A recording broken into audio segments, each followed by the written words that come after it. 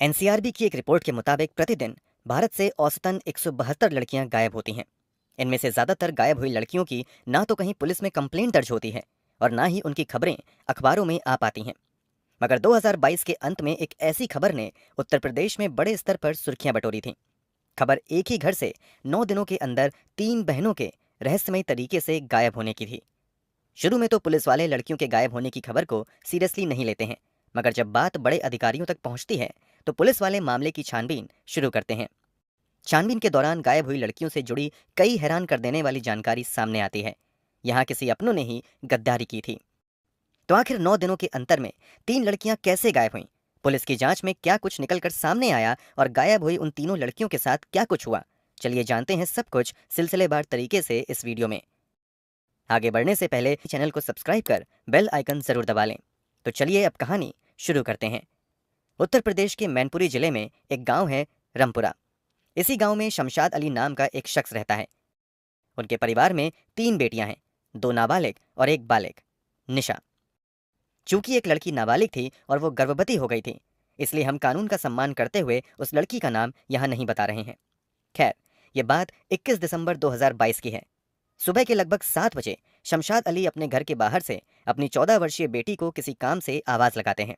कई बार आवाज देने के बावजूद जब छोटी बेटी घर से निकलकर बाहर नहीं आती है और ना ही कोई जवाब देती है, तो शमशाद खुद ही उठकर घर के अंदर जाते हैं और बेटी को इधर उधर तलाशते हैं, मगर वो घर के अंदर कहीं भी दिखाई नहीं देती है।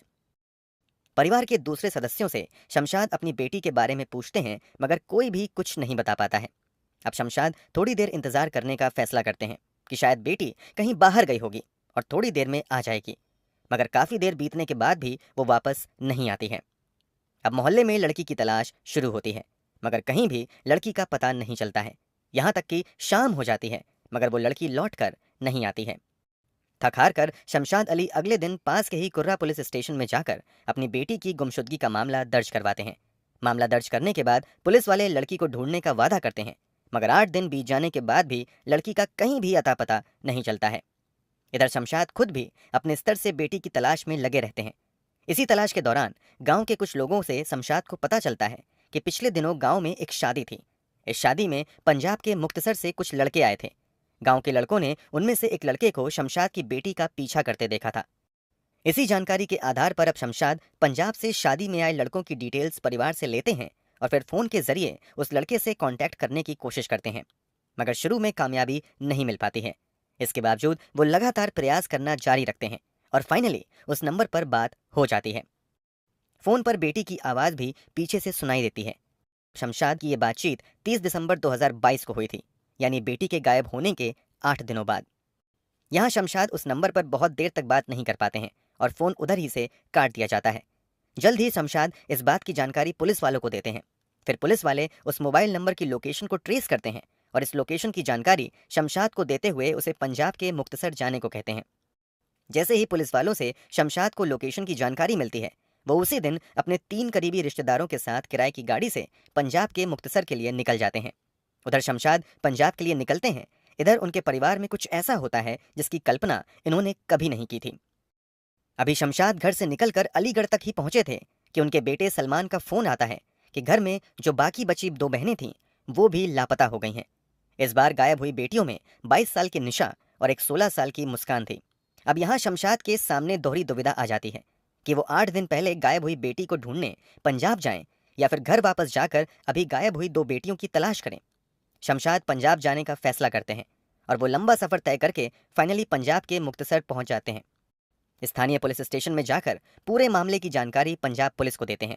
शमशाद की पूरी कहानी जानने के बावजूद पंजाब पुलिस कोई भी मदद करने से ये कहते हुए इनकार कर देती है कि इस केस से संबंधित कोई भी जानकारी उन तक उत्तर प्रदेश पुलिस की ओर से नहीं दी गई है।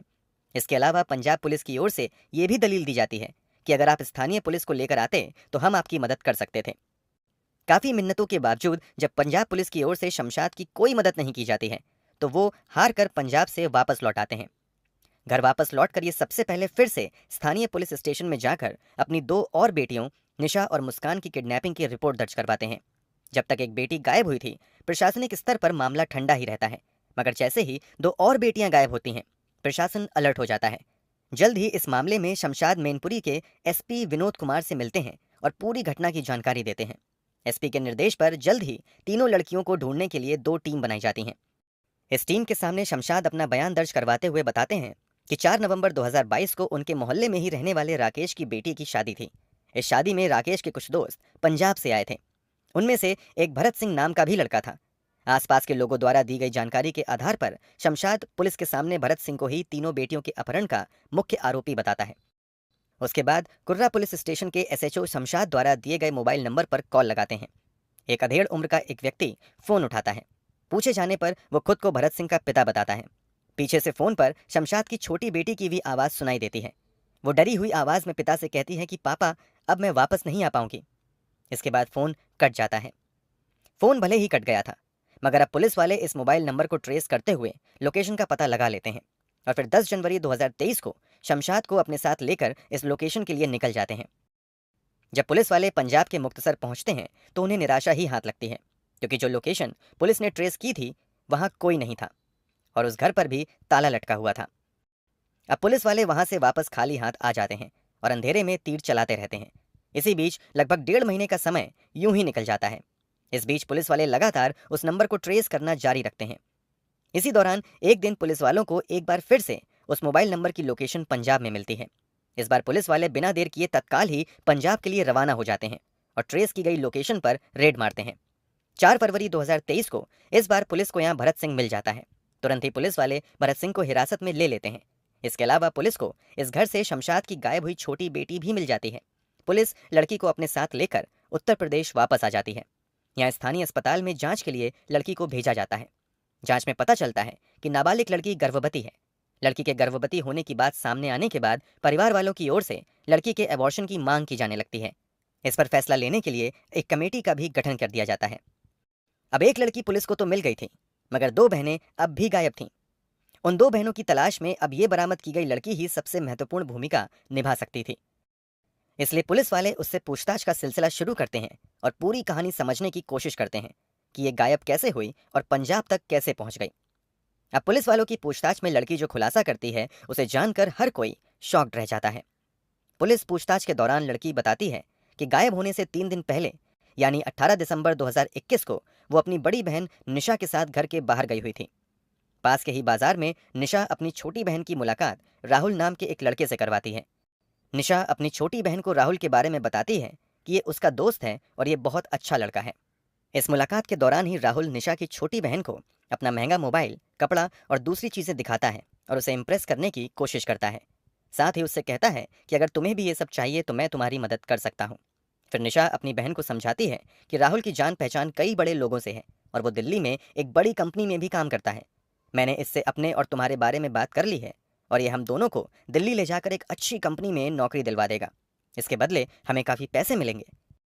इन पैसों से हम अपने परिवार की गरीबी दूर कर पाएंगे। इसके साथ ही निशा अपनी छोटी बहन को कहती है कि इस बारे में घर में किसी को ना बताएं।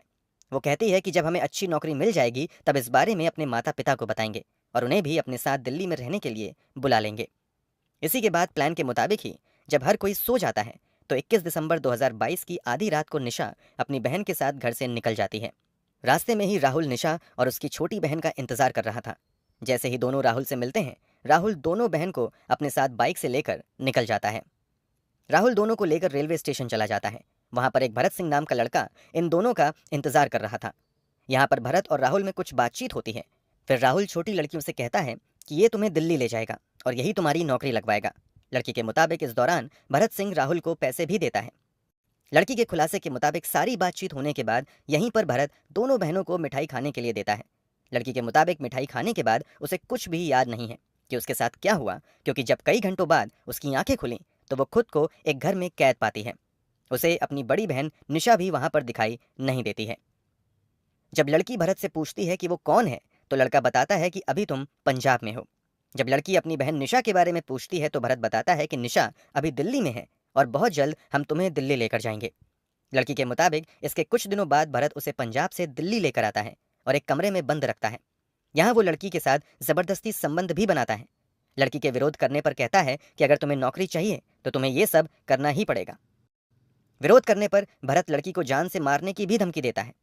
नाबालिग लड़की भरत की धमकी से डर जाती है और वही सब करती है जो वो उसे करने के लिए कहता है। फिर ये सिलसिला कई दिनों तक चलता रहता है। इसी बीच एक दिन एक महिला इस लड़की को अपने साथ लेकर पंजाब आ जाती है। यहाँ उसके साथ जबरदस्ती जिस्म फरोशी का धंधा शुरू हो जाता है और ये जबरदस्ती का धंधा तब तक चलता रहता है जब तक कि पुलिस इस लड़की को बरामद नहीं कर लेती है। लड़की के बयान से पुलिस को ये आइडिया मिल जाता है कि इस लड़की के गायब होने के पीछे बाकी लड़कों के साथ साथ इसकी अपनी सगी बहन निशा की भी साजिश है। इसलिए पुलिस वाले निशा और राहुल की तलाश में लग जाते हैं। इधर पुलिस निशा और राहुल की तलाश में लगी हुई थी, उधर निशा को छोटी बहन की बरामदगी की भी खबर मिल जाती है। इसलिए वो अपने बॉयफ्रेंड राहुल के साथ हालात का जायजा लेने के लिए एक दिन चुपचाप मैनपुरी आती है। पुलिस वाले पहले से ही निशा और राहुल की तलाश में लगे हुए थे तथा इन दोनों की एक एक एक्टिविटी पर भी नजर रखी जा रही थी। इसलिए जैसे ही ये दोनों मैनपुरी आते हैं, तुरंत ही दोनों को गिरफ्तार कर लिया जाता है। दोनों को गिरफ्तार करने के बाद पूछताछ का सिलसिला शुरू होता है। पूछताछ में राहुल स्वीकार कर लेता है कि उसने पैसों के लालच में नाबालिग लड़की को अपने दोस्त भरत से बेच दिया था। राहुल ये भी खुलासा करता है कि इन सब में गायब लड़कियों की बहन निशा का भी हाथ है। इन दोनों से पूछताछ में खुलासा होता है कि असल में निशा और राहुल साथ में मिलकर बहुत ज्यादा पैसा कमाने का प्लान बनाते हैं। राहुल निशा को अपनी बहनों की किडनैपिंग का आइडिया देता है। फिर निशा बॉयफ्रेंड के कहने पर अपनी ही दो छोटी बहनों को जिस्म फिरोशी के धंधे में धकेलने का घिनौना प्लान बनाती है। फिर इसी प्लान के तहत निशा सबसे पहले अपनी छोटी बहन को साजिश के तहत नौकरी का लालच देकर पंजाब भेज देती है और फिर उसे पंजाब भेजने के 8 दिनों बाद अपनी दूसरी बहन को लेकर चुपचाप 30 दिसंबर को घर से लापता हो जाती है। इस बार राहुल निशा के साथ आई छोटी बहन को राजस्थान के एक लड़के से बेच देता है। पुलिस वाले अब उसकी एक बची हुई गायब लड़की की तलाश में लग जाते हैं। निशा तथा राहुल द्वारा किए गए खुलासे के मुताबिक ही पुलिस वाले अपनी जांच आगे बढ़ाते हैं। फाइनली कड़ी मेहनत के बाद 6 अप्रैल 2023 को राजस्थान से गायब हुई तीसरी लड़की को भी बरामद कर लिया जाता है। तीनों लड़कियों को बरामद करने के साथ साथ भरत सिंह, राहुल और इस प्लान में शामिल निशा को जेल में भेज दिया जाता है, जबकि बाकी 2 लड़कियों को न्यायालय में पेश करने के बाद माता पिता के हवाले कर दिया जाता है। जो नाबालिग लड़की गर्भवती हुई थी, उसके अबॉर्शन को लेकर माता पिता लंबे समय तक एक अधिकारी से दूसरे अधिकारी के पास चक्कर काटते रहते हैं, मगर लंबे समय तक इस पर कोई भी फैसला नहीं हो सका था। लड़की के अबॉर्शन के लिए लड़की के माता पिता ने कई सामाजिक कार्यकर्ताओं की भी मदद ली थी। इसके बावजूद लड़की का अबॉर्शन हुआ या नहीं, इस बारे में काफी रिसर्च के बाद भी कोई जानकारी निकलकर सामने नहीं आ सकी। दोस्तों, मुख्य आरोपियों के साथ साथ निशा जैसी कलयुगी बहन को क्या सजा मिलनी चाहिए, कमेंट बॉक्स में जरूर बताएं। अगर आपको हमारी मेहनत पसंद आई हो तो इस वीडियो को लाइक करते हुए शेयर भी करें। अगर आपने अब तक चैनल को सब्सक्राइब नहीं किया है तो जल्दी से चैनल सब्सक्राइब कर बेल आइकन भी दबा लें। क्राइम की दुनिया से जुड़ी ऐसी ही कहानियों के लिए हमारे साथ लगातार जुड़े रहें। धन्यवाद।